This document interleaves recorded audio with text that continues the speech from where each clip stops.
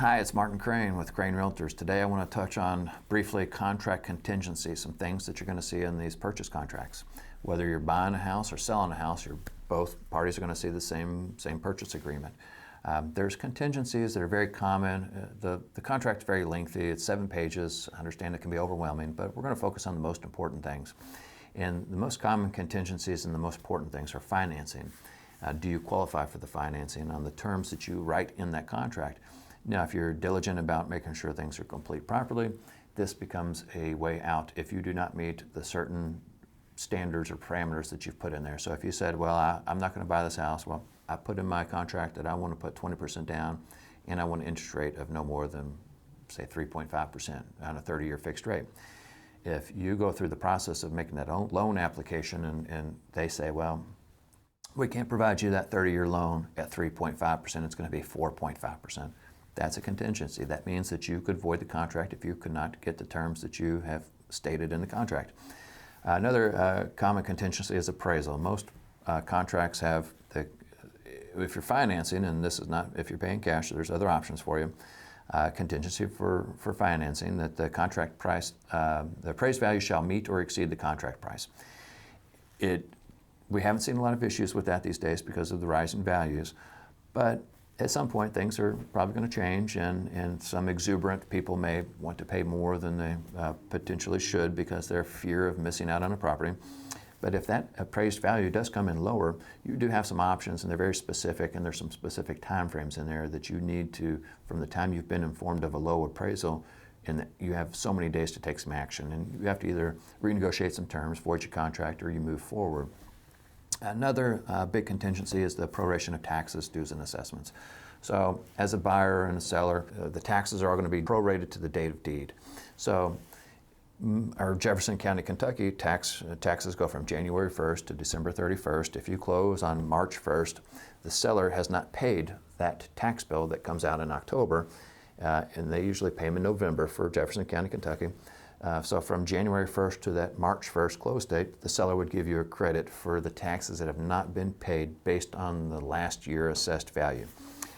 If you're in a condominium, the maintenance fees should be prorated.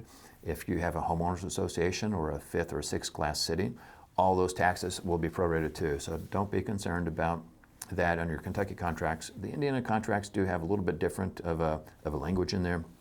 Indiana, you're paying, so this year you're actually paying for last year's taxes. They're 1 year in arrears. So the contract in Indiana states that not only the last year's tax, but this year's tax is pulled forward too. So your tax proration on an Indiana contract is going to be far substantially more than a Kentucky contract. Home warranties, that can be a contingency that most people a lot of people are asking for them. I'm kind of torn. I'm not the biggest fan of them because at $550 plus another $100+ to have somebody out, that's a considerable amount of money. If all the mechanicals are newer, then it's risk reward. What's the risk of something actually happening in that first year? Now, a home warranty only lasts 1 year typically, and don't get that confused with your homeowner's insurance.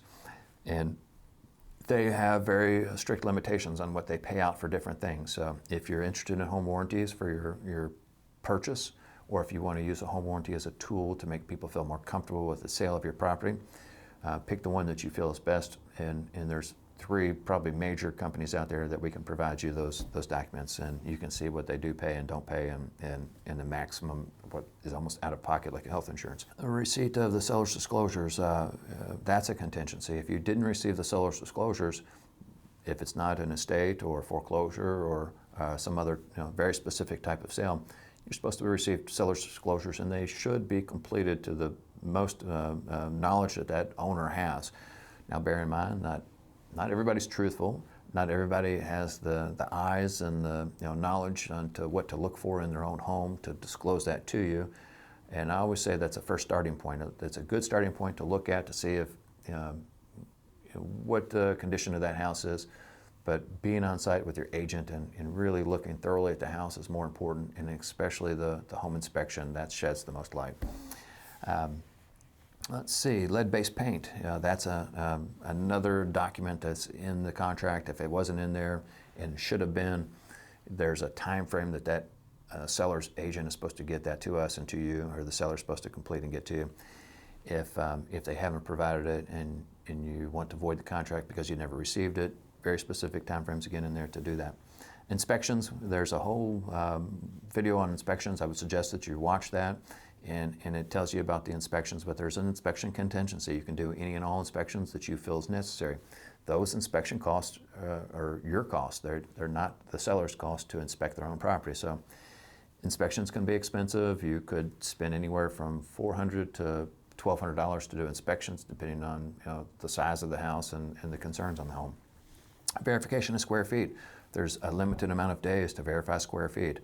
I take a tape measure with me, and before typically I write an offer with a client, I'll measure that house to make sure that it matches up with what's been stated in the MLS. The threshold is 10%. If that house is misstated by 10%, then you could void that contract. So let's say it was a 2,000 square foot home above grade. This does not have anything to do with below grade. If your agent doesn't measure it, you're going to need to hire somebody to measure it. But if it was a 2,000 square foot home and it was truly 1,799 square feet above grade finished, that becomes a voidable contract. But if you get past, I think it might be 15 days now, if you get past that time frame and you don't measure it and you don't determine that home is smaller, which could impact value because of the square feet loss, you've lost that opportunity to void the contract based on it.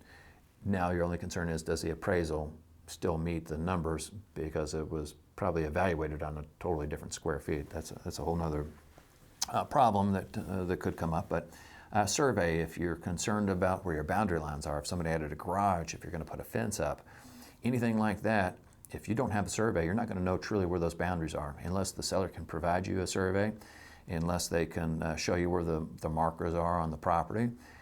It's good to consider having a survey. The surveys are not cheap. For a normal lot of a quarter acre or so, it could be $550.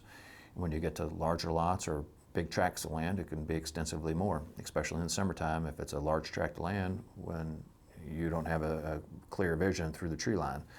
So remember that. Close by date, that's a contingency. Now that is a contingency that is not time is of the essence typically, so there's something called reasonable time. If you had a delay of financing in your process, or the seller had something that happened that prevented them from closing on your ideal date, there's something called reasonable time that could be extended, even if it's not in writing on your contract, up to, when I'm told by attorneys, 14 days. But so that is a contingency. You do want to make sure that you attempt to close in the timeframes that were agreed upon. Now, if you want to close earlier than the seller wants to close, or if you're the seller and you want to close, later or earlier, if you can't have a meeting of minds between the buyer and the seller on the date that that you want to close on, or that everybody wants to close on, it defaults in Kentucky contracts to the last business day of that contract. So remember that. Condition of possession. There's a few different things that could happen. If you are taking possession after the closing, because you're going to be, as a buyer, going to be generous and let them have a few days to pack and vacate, close on the other property, and have an easier transition, which is wise to do sometimes in this kind of market, because it's a less stressful contract as compared to having keys at closing, because of potential delays like we talked about in the close by. You can do a walkthrough prior to the closing, and if you don't take possession, you can do another walkthrough prior to taking possession. The home is still the responsibility to maintain and care for, and still should be in the same condition as your original visits, with normal wear and tear. So don't be concerned about that. Don't be too concerned about offering a day or two after closing for the seller to vacate and take possession. Clear title and title insurance, that is another contingency in both Kentucky and Indiana. If it's an estate, don't be surprised to see a special warranty deed. Not to be concerned about. If it's a foreclosure, you're going to see the same thing. But a title company will research that title and tell you whether or not you can get title insurance, and if there's any clouds on the title. Sometimes there's clouds on the title and they can be cleared up. It just takes a little bit of legwork from the attorneys and sometimes effort from the agents and the sellers. Condominium seller certificate. If you're buying a condo, that is very important that you receive that. I have had an experience recently where somebody was provided the wrong documentation from a different condominium complex, that they were under the impression that their dog was acceptable and the weight limit was acceptable, but only to find out after they closed that wasn't the case. And And it did become a pretty significant issue. But the seller certificate is very informative. It tells you, they'll provide you the financials. They'll tell you about the monthly maintenance fees. You'll get lots of deed restrictions, bylaws, rules and regulations, financial, again, information. So it's a really good insight. And then it should, the newer ones, if the agents are pulling the proper one, it also talks about pet restrictions. Is there a pet restriction, yes or no? Is there any rental restrictions, yes or no? So the one that we used to use prior did not have those two questions on there. If we receive one that is not the more recent one that's been out now for a few years, we can attempt to ask them to have the proper one corrected or filled out, but then they may not want to incur the $100+ to have that completed by somebody on the management company or on the association. So, but a condo seller certificate, there's some initial areas, so make sure that your agent has you initial those. Get that back to your agent. Look through that. If it's not provided to you prior, some agents will pull those things and request these documents to be completed by somebody at the association before they list it. And that's having your ducks in a row as a listing agent to put that listing on, have all these documents available for purchasers so they can make an informed decision. Some agents will wait till they get a contract and then they will try to get those documents together. And that can be a challenge because it can take up to 10 to 12 days sometimes to get those documents back from the association. And then you're now 10 days into your contract. If there's important things that you need to make sure that is acceptable for your living, whether it be your pet or parking restrictions for like a commercial type truck, there's lots of different things that potentially could be in there that affect you. Make sure that you try to get those deed restrictions early. If that condo certificate and all the other things are not available to you, we can attempt to help you do that. But again, that is another contingency. There's a lot more, but those are some of the most important things. Again, I would say financing, your appraisal, and your inspections are the three things to really focus on. And we do have videos in regards to those in the different sections here on our website. And again, thank you for watching this. It's Martin Crane with Crane Realtors. My cell phone can be found on our website, www.cranerealtors.com, and that's CRANEREALTORS.com. Look forward to, our agents look forward to working with you. And if you have any questions, please reach out to me. If you feel that you're not getting the service that you need, I'm always here for you. Reach out to me anytime. I appreciate you listening. Thank you.